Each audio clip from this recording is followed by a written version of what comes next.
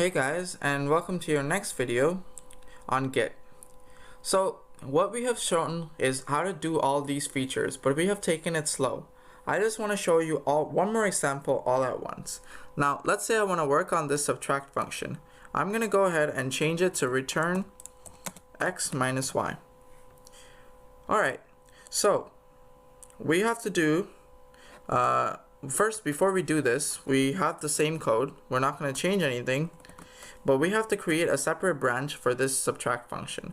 I'm going to do the branch git branch subtract.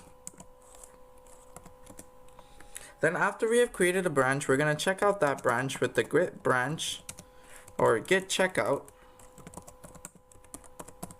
subtract.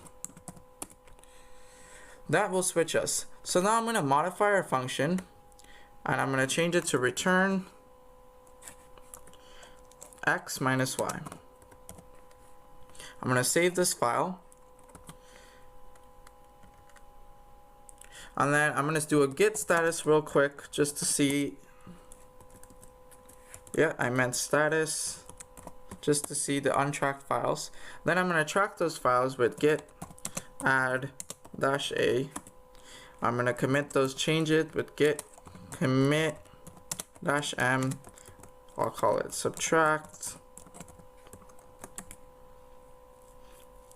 Then I'm going to do a git push -u origin subtract. This will push our changes,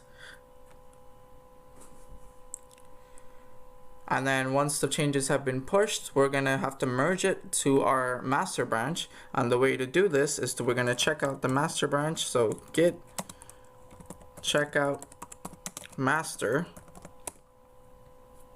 Our branch is up to date. We're gonna just pull all the changes.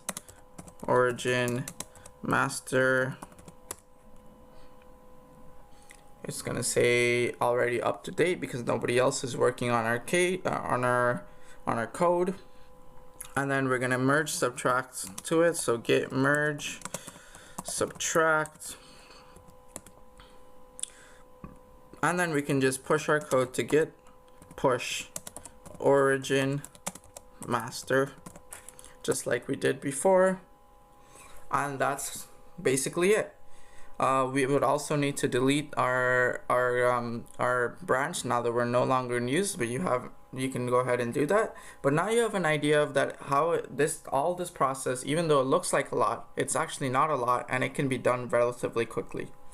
Thank you guys for watching this video.